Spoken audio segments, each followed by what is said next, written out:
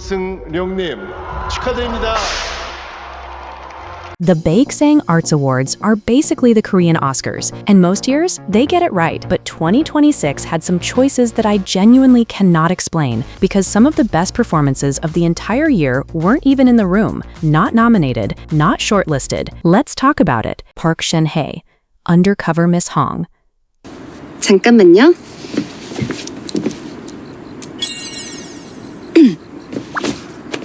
사장님께서 인천 재물포시장 골목 호프집엔 어쩐 일로 오셨어요? 혹시 저 때문에 오셨어요? 직원 뒷조사? 사찰 그런 거? Here's the thing about Park Shin-hye. We've seen her cry beautifully in about 15 dramas, and she does it well. Nobody's arguing that. But Undercover Miss Hong was a completely different gear. Sharp comedic timing, this gritty, grounded energy. A female solidarity storyline that could have felt preachy in the wrong hands, but she made it feel real and lived in and worth rooting for. The show was a massive hit for TVN. Massive. Fans on Reddit were already measuring her for a trophy after the penultimate episode aired, and then the nominations came out. Her co-stars got nods. She didn't. Not even a mention on the Best Actress shortlist. There's this weird blind spot the Baeksang committee seems to have for big mainstream hits. Like, if too many people love it, it must not be serious enough. But go back and watch her confrontation scene in episode 12, just that one scene. She plays this specific, exhausted kind of woman, the kind anyone over 30 recognizes immediately, and she does it without a single false note. That's not luck, that's craft, and it got completely overlooked. But as frustrating as that was, number 4? That one stings on a whole different level. Shin-hye-sun, The Art of Sarah.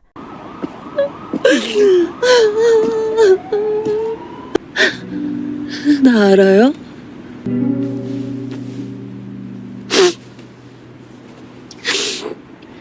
그래서 뒤엔 이거보다 네이비 컬러가 어울려요.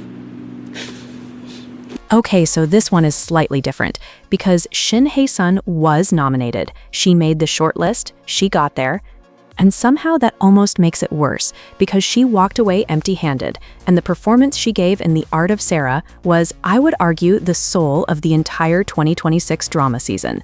She played a struggling artist, and it wasn't glamorous or pretty. It was raw, uncomfortable even. The kind of performance where you forget you're watching acting. She's always been a chameleon. Anyone who saw Mr. Queen knows she can disappear into a role. But this was stripped of everything. No gimmicks, no big theatrical moments to hide behind, just pure, vibrating emotion. She lost the award to Park Bo-young's dual-role performance, which, fine, that's a technical achievement, but a lot of fans felt like the flashier choice won out over the deeper one.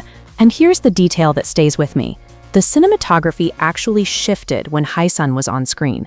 It felt cinematic in a way the rest of the show didn't. She didn't just act in the scenes, she changed them. To get that close and leave with nothing felt like a robbery. We're at the halfway point, and I just want to say, if this list is already making your blood pressure rise a little, good. Because the top 3, completely different level of frustrating. Stay with me. Ji-sung, The Judge Returns. 이혼하자. 천생의 나는 재판에서 잘못된 판단을 했고 그게 악몽이 됐다. 사형이야 이 새끼야! 국민 여러분의 신뢰를 저버린 자들은 엄중한 형벌을 반드시 받게 될 것임을 약속드립니다. 집회! Wait, we're really still not giving Ji-sung his flowers? Really? The Judge Returns aired every Saturday and Sunday, and he was doing a high-wire act both days.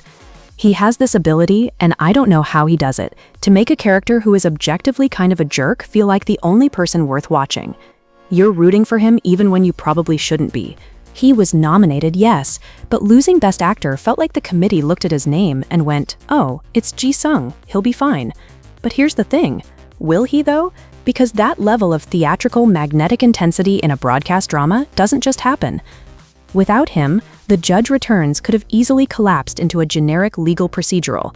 He gave it gravity. I'll be the first to admit I fast-forwarded through some of the denser legal jargon in the later episodes, but I never, not once, skipped a single one of his monologues. That's the Ji-sung tax right there. He's so consistently great that great becomes his baseline, and suddenly the committee is looking for someone new and shiny instead. It's not fair. It's just how it goes, and it's maddening. But number 2? This one crossed the line from snub to full-on scandal. Yoo-jung, Dear X. 진서야, 도와줄 거지? 나 지금 네가 필요해. 너 말고 다른 건 죽여줄 수 있지? 너는 나를 위해 어디까지 해줄 수 있어? If there is one moment from this entire award cycle that I will still be talking about in 5 years, it's this. Kim Yoo-jung was not nominated. At all. 0. For Dear X, a performance that had people pausing their screens just to process what they'd watched. She played Baeksang, a sociopath, with this chilling, calculated stillness that was genuinely unsettling, not in a theatrical villain way, in a quiet, creeping, real-feeling way that gave people actual goosebumps. This is the actress the whole country watched grow up, the nation's little sister, and she came into Dear X and completely dismantled that image. No warmth, no charm, none of her usual likability. Just cold, precise, terrifying control. And the Baeksang committee just didn't nominate her.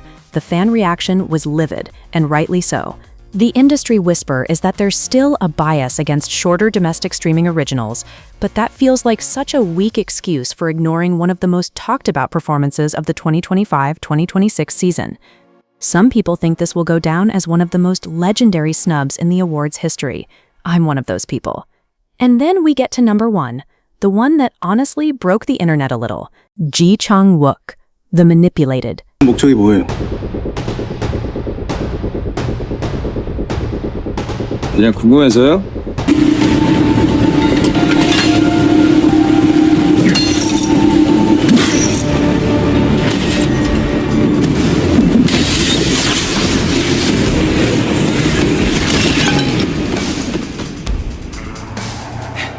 I'm convinced Chang-wook has some kind of curse with the Baeksangs. I don't know what else explains it. The Manipulated was a noir masterpiece, and he was the engine of the whole thing. We know he can do action, that's never been in question. But the vulnerability he brought to this role was something we hadn't fully seen from him before. He looked exhausted, broken, desperate in a way that felt uncomfortably real, and it was extraordinary. When the Best Actor nominations dropped and his name wasn't there, not even a nomination, not even a he was considered, fans on Twitter lost it. And fair enough, because the competition was genuinely stacked. Hyunbin, Ryu Sang-rang, it was a logjam at the top. But not even a spot on the shortlist? His interrogation scenes alone should have punched his ticket. He wasn't doing cool action star stuff. He was digging into the psychology of a man being completely erased, piece by piece. That's a different kind of hard. He's been consistent for years, and this felt like the performance that was supposed to finally break through. Instead, we're here, making a snub list, and putting him at number 1. Drop a comment and tell me, which actor do you think deserved the win the most? Or is there someone who should have made this list that I didn't mention? Because I have a feeling the comment section is about to get very spirited, and I am here for it.